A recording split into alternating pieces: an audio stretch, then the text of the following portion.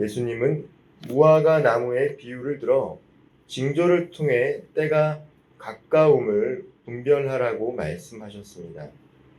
무화과 나무 가지가 연하여지고 잎사귀를 내면 여름이 가까운 줄 아는 것처럼 징조들이 나타나면 종말의 때가 가까웠음을 알라라는 것이죠. 이 일들은 지체되지 않으며 반드시 이루어질 것이다 라고 오늘 본문에서 예수님께서는 말씀하셨습니다. 따라서 우리는 이 때를 분별하는 지혜를 가져야 합니다. 그리고 종말의 때가 가까운 줄을 알고 준비하는 것이 필요합니다. 마지막 때를 분별하는 지혜는 우리로 하여금 현재 우리가 살아가는 이 시대 속에서 삶 속에서 가장 중요한 것이 무엇인가를 우선순위를 정할 수 있도록 도와줍니다. 만약 우리가 시한부의 삶을 살아가게 된다면 어떻게 하겠습니까? 이 하루하루가 얼마나 소중하겠습니까? 그래서 정말 중요하다고 내 인생에서 중요하고 사랑하는 사람들을 만날 것이고 우리가 어떠한 일들을 하는 데 있어서도 정말 중요한 일들을 하려고 할 것입니다. 마찬가지입니다. 우리가 마지막 때를 살아가는 데 있어서 중요한 것은 때를 분별하고 마지막 때를 준비하는 삶을 살아가는 것입니다. 예수님께서 마지막 때가 가까이 왔다라고 말씀하셨을 때 이 제자들은 이 임박한 종말에 대해서 믿었습니다.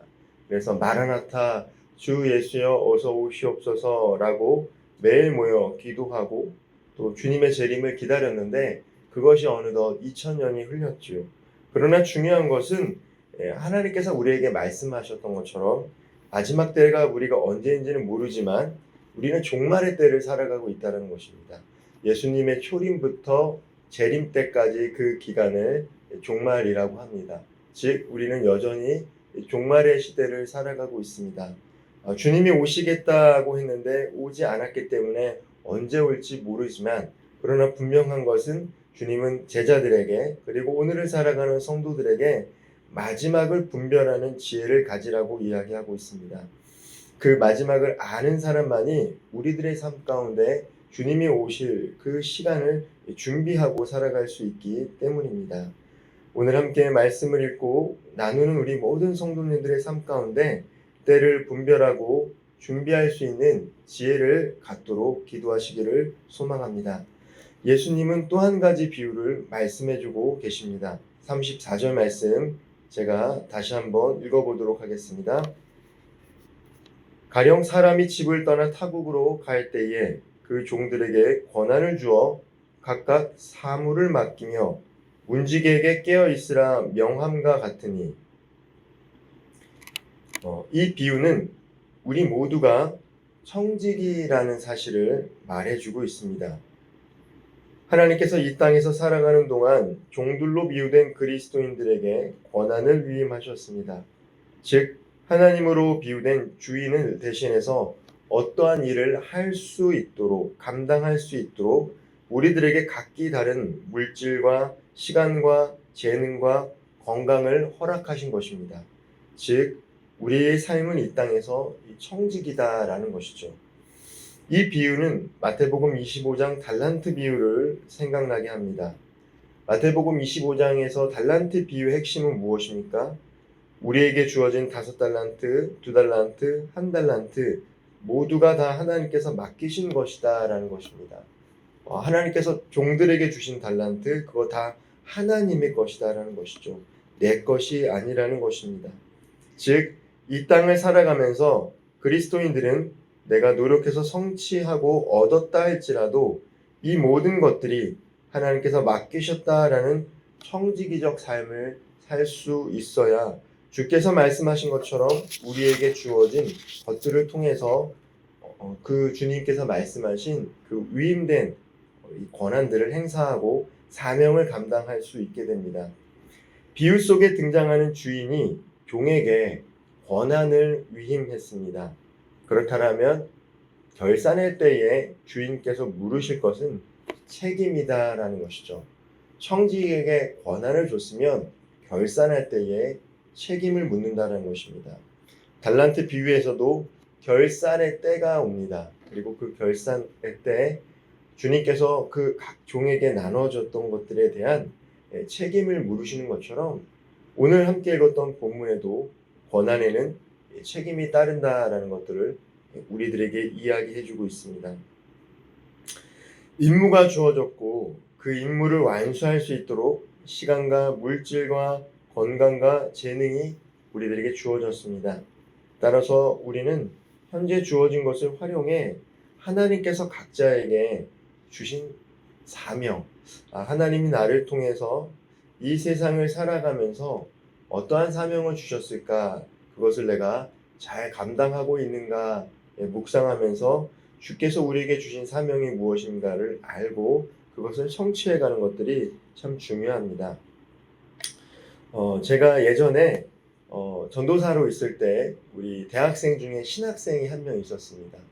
그 신학생이 이제 신학교를 마치고 신대원을 갈지 안 갈지 한참 고민을 하고 있었는데 그 대학 가운데 만약에 신대원을 가야 된다면 자기는 한 사람을 위하여서 자기 인생을 준비하고 싶습니다 라고 이야기를 하더라고요. 많은 성도들에게 복음을 증거하고 또 사역을 감당하는 것만큼이나 자기가 누구를 만나 결혼할지는 모르겠지만 그 사람을 위해서 준비된 목회자로서의 삶을 살아보고 싶습니다 라고 20대 중반의 젊은 우리 청년이 이야기한 것이 떠오릅니다.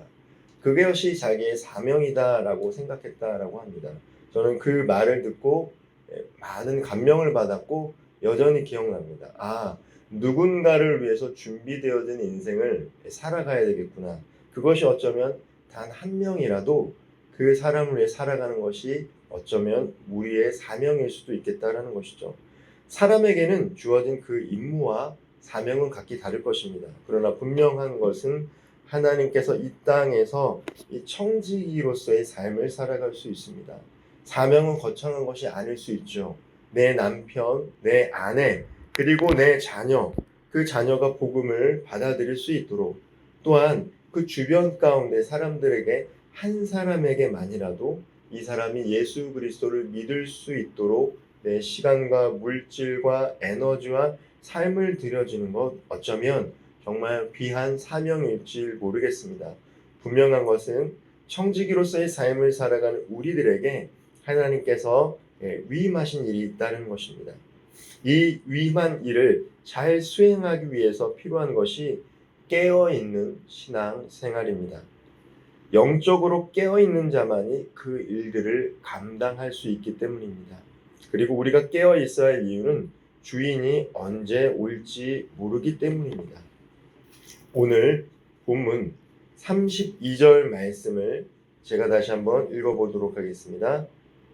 그러나 그날과 그때는 아무도 모르나니 하늘에 있는 천사들도 아들도 모르고 아버지만 아시느니라. 예수 그리스도가 다시 재림하실 날은 천사들도 모르며 심지어 예수님도 모른다라고 이야기하고 있습니다. 주인은 반드시 돌아오지만 그날이 언제인지 알지 못합니다. 시기가 어지럽고 혼란스러울 때마다 이단과 사이비들은 종말의 때를 예언하며 사람들을 미혹합니다. 그러나 분명한 것은 마지막 때는 아무도 알 수 없고 오직 하늘에 계신 하나님 아버지 한 분밖에 알 수 없다라는 것이죠. 따라서 우리는 늘 종말의 때를 의식하며 살아가야 됩니다. 언제 주님께서 어떠한 모습으로 재림하실지 우리는 알 수가 없습니다. 우리가 함께 불렀던 이 찬양처럼 예수님께서 나팔을 불며 구름 타고 오실지 또 어떤 모습으로 오실지 우리는 정확히 알 수 없지만 중요한 것 그리고 확실한 것은 반드시 마지막 때가 있고 주님이 재림한다는 사실입니다. 그래서 우리 주님이 제자들에게 말씀하십니다. 37절 말씀입니다. 깨어있으라. 내가 너희에게 하는 이 말은 모든 사람에게 하는 말이니라 하시니라. 예수님께서 하신 이 말씀은 제자들에게만 하셨던 말씀이 아니라 모든 사람들에게 하신 말씀이다라는 것이죠. 주님께서 마지막 때를 살아가는 모든 성도들에게 하신 말씀이 바로 깨어 있으라라는 것입니다. 우리가 오해하지 말아야 될 것은 이 말은 잠을 자지 말라는 의미가 아니죠. 너무나도 잘 아시겠지만 영적으로 나태하거나 게으르지 말라는 의미입니다. 네. 우리가 삶을 살아가다 보면 나태해질 때가 생깁니다. 지칠 때도 생기죠. 그러나 분명한 것은 때를 분별해서 이 세상에 그릇된 가치관과 혼란에 빠지지 않도록 영적으로 깨어있는 삶을 살아가야 한다라는 것입니다. 다른 사람들이 저렇게 살아가니까 나도 이렇게 살아가야 되는 것처럼 느껴질 때가 많이 있죠. 세상 사람들 아무리 신앙생활을 하고 이렇게 살아간다 할지라도 우리가 따라야 될 삶은 그냥 말씀이라는 것입니다. 많은 사람들이 넓은 길로 가는 길이 구원에 있는 것이 아니라 주님께서 말씀하신 길은 좁은 길이다라고 말씀하셨습니다. 구원의 길은 좁고 협착하다 말씀하셨습니다. 즉 마지막 때일수록 주님께서 말씀하신 대로 살아가는 것입니다. 소돔과 고모라가 멸망할 때 사람들이 어찌 알 수 있었겠습니까? 그러나 여전히 그 상황 속에서도 우리 주님은 의인을 찾았습니다. 아브라함에게 의인 10명을 찾았다라는 것이죠. 그러나 그렇게 살아가는 사람이 이 소돔과 고모라에 없었다라는 것입니다. 마지막 때입니다. 우리는 영적으로 나태하고 게으르지 말고 분별해서 하나님께서 원하시는 삶, 특별히 내게 주어진 사명이 무엇인지를 깨달아 그 사명을 이뤄갈 수 있는 삶을 살아갈 수 있도록 주의할 것입니다. 또한 우리 인간은 연약하고 교만해지기 쉽기 때문에 이 땅에서의 삶이 청직이라는 정체성을 잃어버리고 살 때가 많습니다. 내가 주인인 것처럼 살아갈 때가 많다라는 것이죠. 내 시간, 내 물질, 내 건강, 내 미래, 내 인생이라는 생각을 하고 살아갈 때가 많습니다. 따라서 우리는 하나님의 말씀을 무장하고 깨어 기도하며 매일 내게 주어진 삶을 감사함으로 살아갈 때 우리는 마지막 때가 있구나. 그리고 나는 이 땅에서 잠깐 머무르다 가는 청지기이구나. 그리고 나는 청지기로서 이 땅에서 하나님께서 내게 맡겨준 그 사명을 이루다 가면 되는구나 라는 것들을 잃어버리지 않고 살아가게 될 줄 믿습니다. 오늘 하나님께서 우리에게 또 하루라는 선물을 주셨습니다.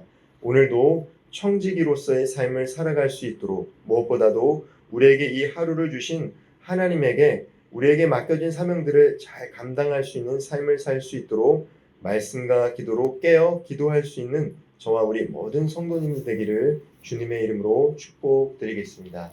기도하겠습니다. 사랑과 은혜가 풍성하신 하나님 감사합니다.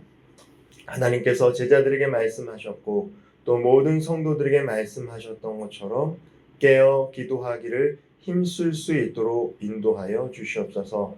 마지막에 때가 가까이 왔음을 분별할 수 있는 지혜를 허락하여 주시고 또한 간절히 기도하며 나아가는 것은 그 때를 분별하여 우리에게 맡겨진 사명들을 잘 감당할 수 있도록 지혜와 용기와 능력을 허락하여 주시옵소서.